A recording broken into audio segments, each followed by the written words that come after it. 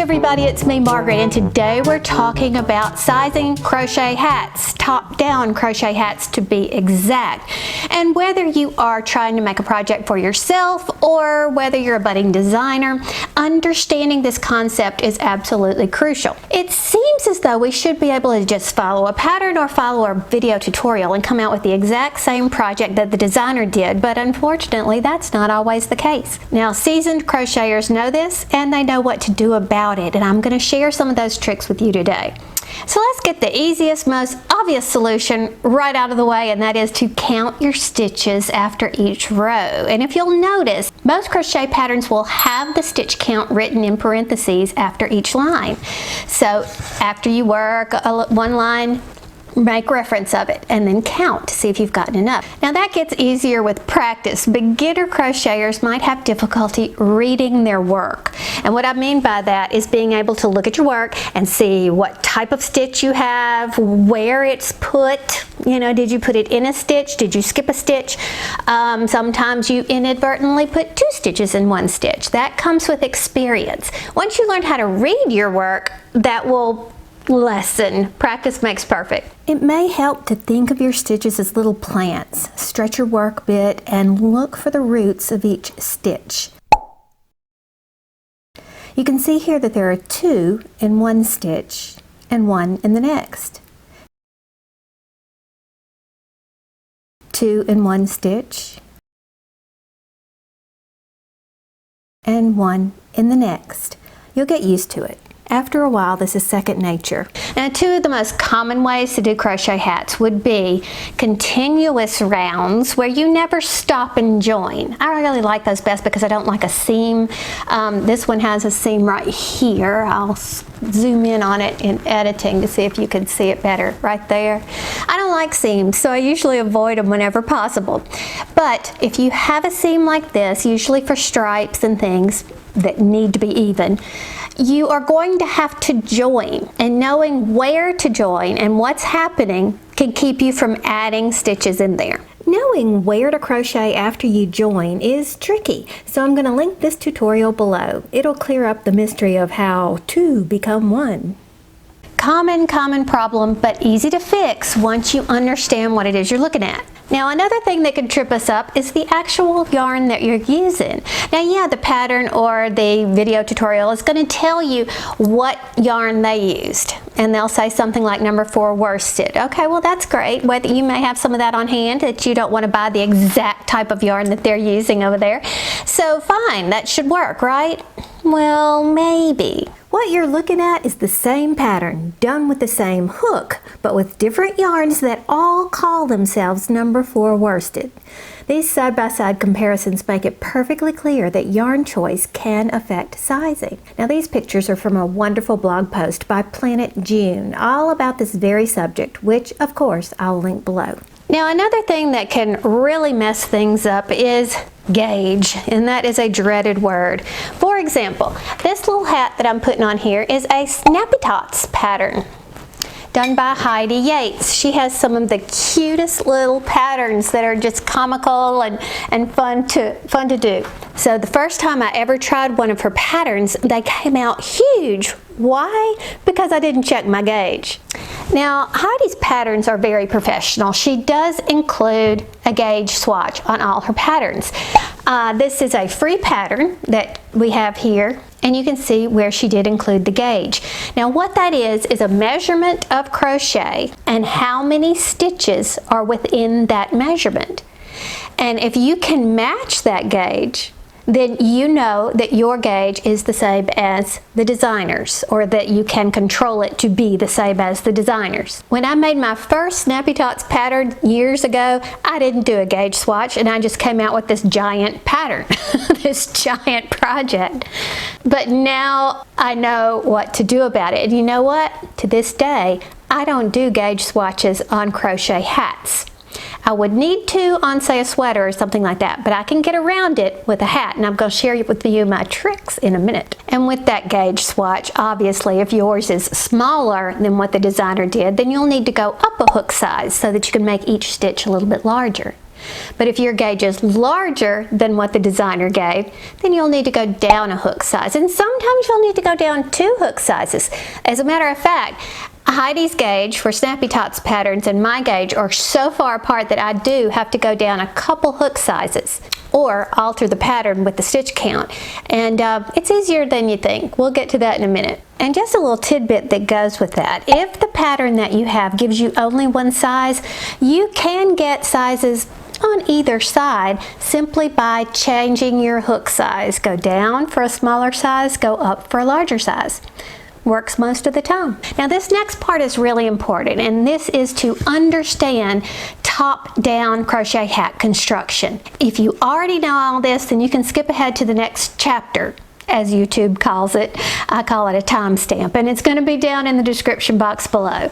But if you want to make sure that we're talking the same language, then stay with me. This is a spray can top, and believe it or not, it's also the exact shape of a top-down crocheted hat. We create this flat circle, and then once we get it to the size that we want, then we do the sides by the exact same number on each row until we get down to the bottom. So theoretically, if our material was very hard, like this plastic, this is the shape that we would get. But because our material here is very soft and pliable, when we create the flat circle, it will easily curve over the crown and the head. Now in this hat, we can easily see those rounds. We start with something that's very small, a small circle, and then we add stitches to make a larger circle, and then we add more stitches to make a larger circle, and we keep adding until we get the flat circle diameter that's appropriate for the size we want to create. So we have to start by creating that flat circle, and we grow each subsequent round until it's the size that we need. And there's a basic formula that we use to get nice even increases. Now your pattern is going to tell you how many to put in that beginning circle. For the sake of easy math, let's use 10. Each subsequent round is going to increase by the starting number. So if the first round had 10, then the next round will have 20, because 10 plus 10 equal 20. And you continue on adding 10 to every row until, of course, the desired size is reached. Now, to make a nice, even, flat, round circle, we're going to have to spread out all those stitches evenly, and there's a basic formula for that too. So we start with our beginning stitches in a circle, and in this case, there were 10, so it looks something like this. Let's put some stitches in that. There. Okay, those are stitches, pretend. So there's 10 of them. So now we have to create the next round, and since we always increase each round by the number that we start with, we'll have to put 2 stitches in every stitch of the first round. So if this was the first stitch, we put 2 stitches in that one stitch, and then we do the same thing in every stitch of the round. So it looks something like this: 2 in this stitch, 2 in this stitch, 2 in this stitch, and on and on and on. So now we have the next round, and since we always increase each round by the number we start with, we've got to get 10 more stitches in this round, and we want to spread them out nice and evenly so everything will stay nice and flat. So the way we do that is we put 2 stitches in the first stitch and 1 all by itself.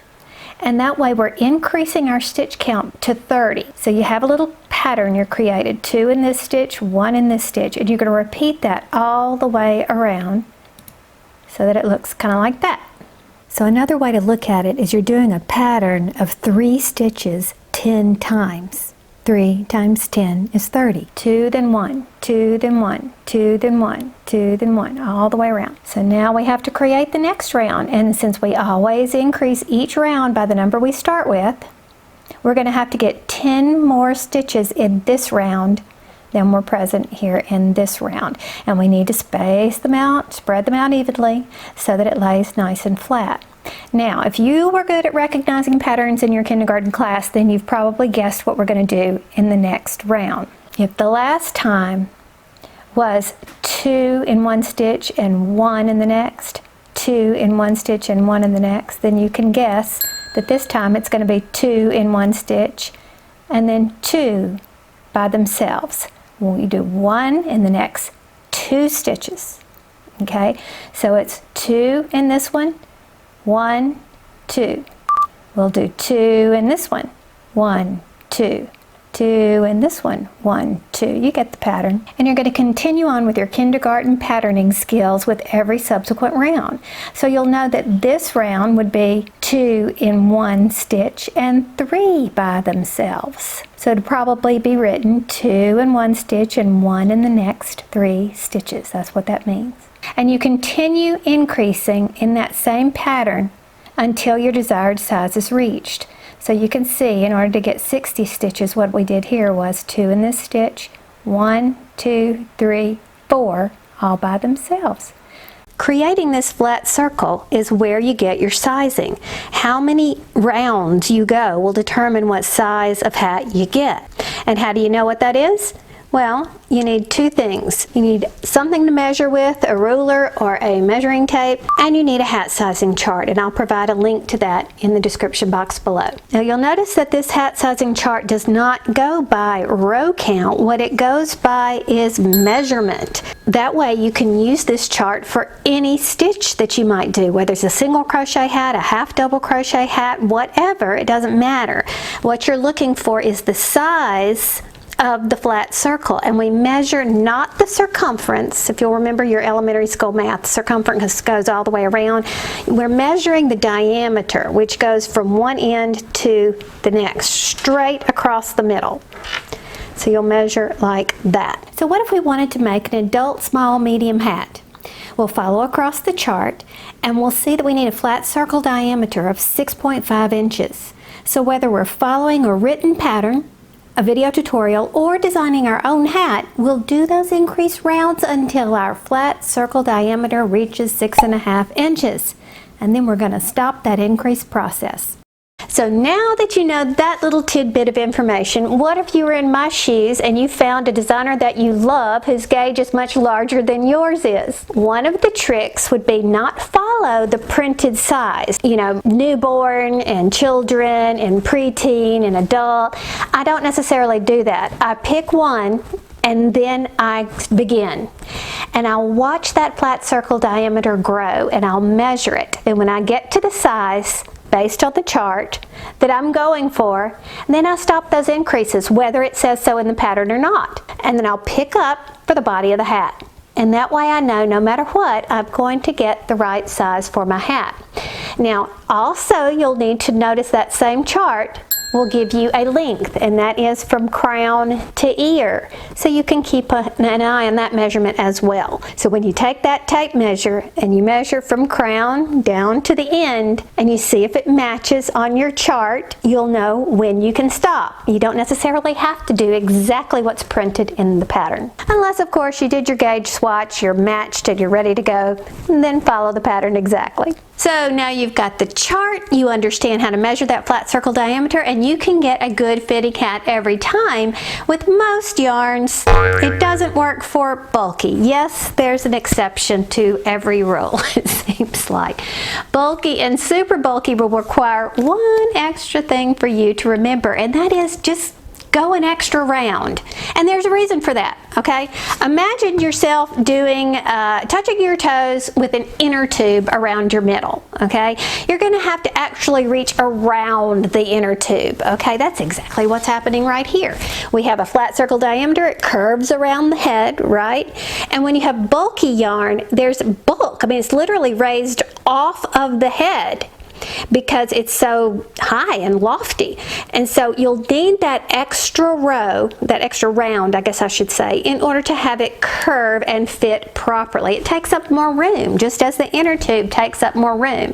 So just go an extra round, and that'll give you enough bend, enough room to allow for the bend of the bulky yarn.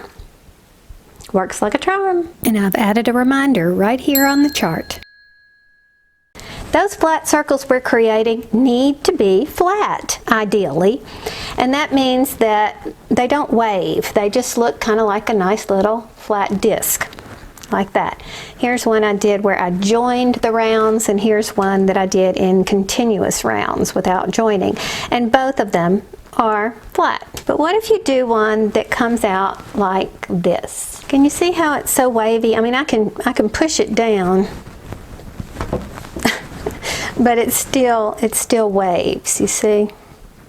This is a result from having too many stitches in the center circle. So there's so much crowding going on that they can't stay side by side. And so they're kind of, you know, kind of squishing up, trying to allow themselves more room. Pattern designers need to remember that crochet stitches have different sizes and shapes. For example, single crochets are kind of short and chubby, kind of like these spools. And double crochet are kind of like these Sharpies. They're tall and skinny. When they're tall and skinny, you can fit more in the circle. Now in the case of this, it's half double crochet. It's somewhere in the middle.